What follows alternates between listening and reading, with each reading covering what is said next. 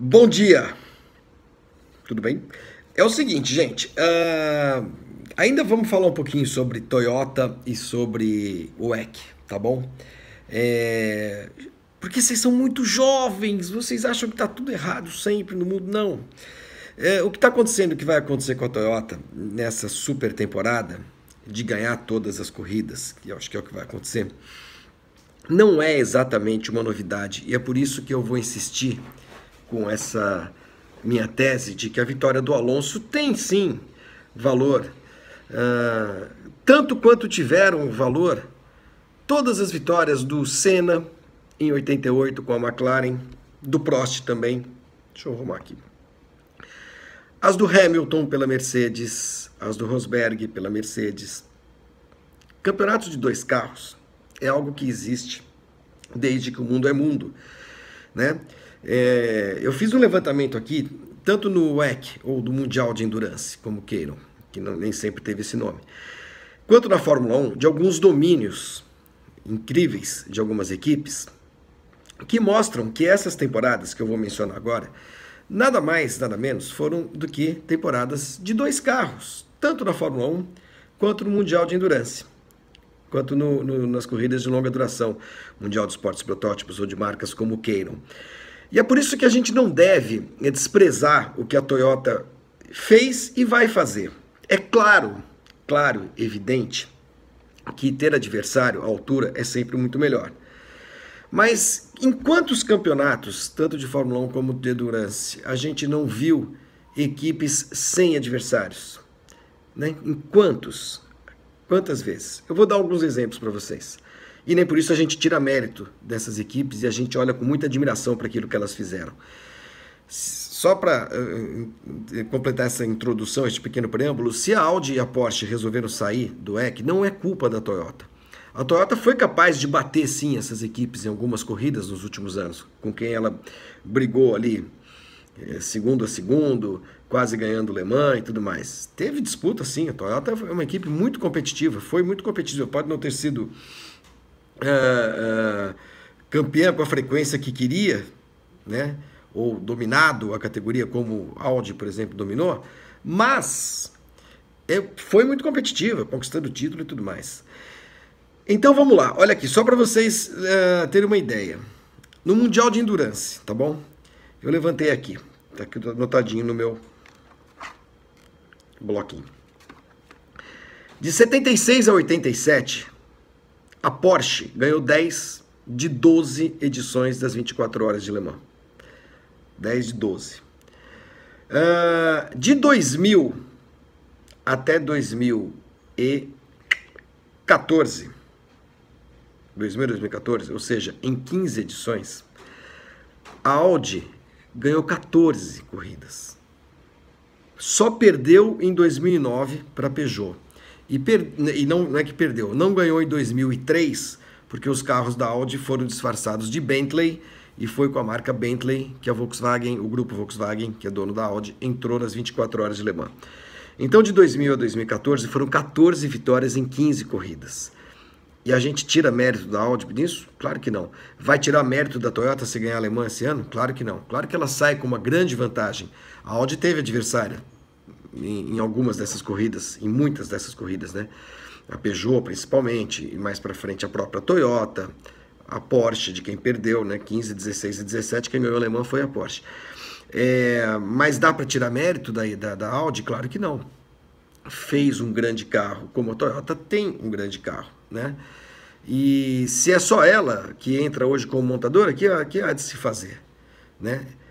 Mas eu vou me referir mais à Fórmula 1, quando a gente fala de campeonato de dois carros. E vou tentar explicar por que na Fórmula 1 a gente aceita mais do que, por exemplo, vai aceitar ou está aceitando essa situação hoje do Mundial de Endurance. Fórmula 1, 88, McLaren ganhou 15 de 16 corridas. Foi um campeonato de quantos pilotos? 2. Senna e Prost. Não mais do que isso. 89. O domínio não foi tão grande, 10 de 16. Mas, de novo, um campeonato de dois pilotos, praticamente. 92. A Williams ganhou 10 de 16 corridas. Correu sozinha, praticamente. Eram dois pilotos, Mansell e Patrese, e o Mansell ganhou tudo. 93. A Williams, de novo, 10 de 16 corridas, 10 vitórias. Campeonato praticamente de um piloto só, do Alain Prost. Aí a gente vai um pouquinho mais para frente. A Ferrari, em 2002, ganhou 15 de 17 corridas. Dá para dizer que era um campeonato de mais de 2 carros? Não. Era um massacre. Em 2004, a Ferrari ganhou 15 de 18 corridas. Era um campeonato de mais de 2 carros? Não. Né? Com a diferença de 2002 e 2004, que a Ferrari tinha um piloto que era muito melhor que o outro, quer dizer, um campeonato de um carro. Então, assim, era o Schumacher, o melhor piloto do mundo, por isso que ele estava na melhor equipe do mundo na época, e aí o cara pegou, foi lá e gravou e ganhou todo mundo.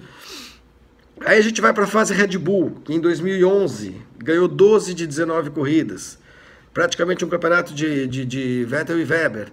Em 2013, a mesma coisa, ganhou 13 de 19 corridas, campeonato desses dois, e o Vettel foi lá e se impôs. Campeonato de 2 carros, gente, que nem é o campeonato de endurance agora, 2 carros da Toyota. E aí a gente vai para a fase Mercedes, que é muito mais evidente essa superioridade, né? Em 2014, por exemplo, 16 vitórias em 19 corridas, em 2015, 16 em 19, e em 2016, 19 de 21 grandes prêmios, 19 vitórias em 21 grandes prêmios. Campeonato de quê? 2 carros. Hamilton e Rosberg. Uma ou outra corrida acontecia uma surpresa, mas muito rara. O ano passado a gente teve uma reação da Ferrari, mas ainda assim a Mercedes ganhou. Então, gente, um campeonato de 2 carros não é exatamente uma aberração. É uma aberração do ponto de vista esportivo, porque a gente não gosta, a gente gosta de ver competição, é óbvio, é óbvio. Mas isso não tira necessariamente toda a beleza da competição. Também existe beleza no domínio, né? Na superioridade que é conquistada com muito trabalho, com muito esforço, com muito dinheiro, com muita tecnologia, com muito talento de muita gente, de pilotos e de engenheiros e tudo mais.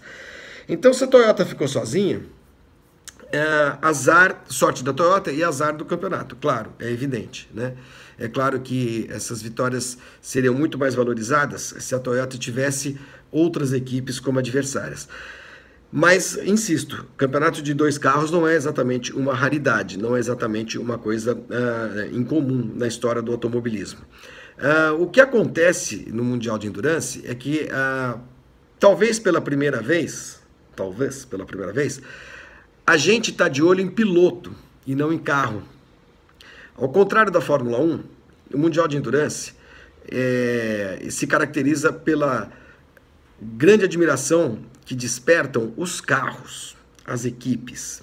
Tanto que a gente lembra, a Audi ganhou em 2002. Você lembra os pilotos? Eu não lembro de cabeça, tem que checar. A Audi ganhou em 2008, você lembra? Com quem? Não. A Peugeot ganhou em 2009, você lembra os 3 pilotos? Não. Né? Tô falando de Le Mans. Então, a gente lembra dos carros. No Mundial de Endurance, o protagonismo é dos carros e não é dos pilotos. Na Fórmula 1, é dos pilotos. Então a gente está assistindo essa super temporada agora do Mundial de Endurance com o viés do piloto, né? De uma forma enviesada, porque tem o Fernando Alonso, né? E porque está todo mundo muito curioso para saber se ele vai conseguir ganhar a Le Mans. Agora, se é o Alonso que foi chamado pela Toyota, é claro que tem a ver com marketing, com um monte de coisa, mas é porque ele tem um passado e uma carreira que justificam a sua contratação. O cara é bicampeão do mundo de Fórmula 1, ninguém questiona, duvida do talento dele, né? Só que a gente vai começar a ver errado, né? O campeonato. A gente vai ficar olhando para esse campeonato só pensando no Alonso, deixar o Alonso ganhar, isso, aquilo. Quando, na verdade, o que importa num campeonato de endurance é a vitória da marca, né? A vitória do carro. Só que agora tem o Alonso lá, então a gente está muito acostumado a ver Fórmula 1, muito acostumado a pensar em piloto, né, o tempo inteiro, em fulanizar os vitoriosos, os campeões, e vai ser impossível não fazer isso. Mas agora no WEC, por causa do Alonso, só por causa do Alonso. Então, vamos nos acostumar com a ideia de que a Toyota vai ganhar tudo. Já aconteceu antes, em várias categorias, insisto, na Fórmula 1 também, campeonatos com 2 carros, né? E vai acontecer nessa temporada 18-19, e nela o Alonso terá pelo menos 2 chances de conquistar as 24 horas de Le Mans. Acho até que para a Toyota é muito negócio que ele ganhe, né, em Le Mans, porque a coisa está num ponto, né? essa fulanização não é só aqui no Brasil, não. Acho que está todo mundo no planeta, no mundo do automobilismo, olhando para o WEC agora muito por causa do Alonso. Imagina se o Alonso, as corridas que o Alonso não ganhar, o que vai acontecer? Quais serão as manchetes? Alonso perde, entendeu? Uma coisa meio negativa. Imagina se o Alonso não ganhar em Le Mans. Se ele ganhar em Le Mans, ganhou Le Mans. Alonso ganha em Le Mans, parabéns, legal. Tríplice coroa, tá encaminhada, falta Indianápolis, os cambal. A Toyota fica bem na fita. Mas se ele não ganha, a manchete dos jornais, das revistas, dos sites, tudo vai ser Alonso perde. Vocês entendem?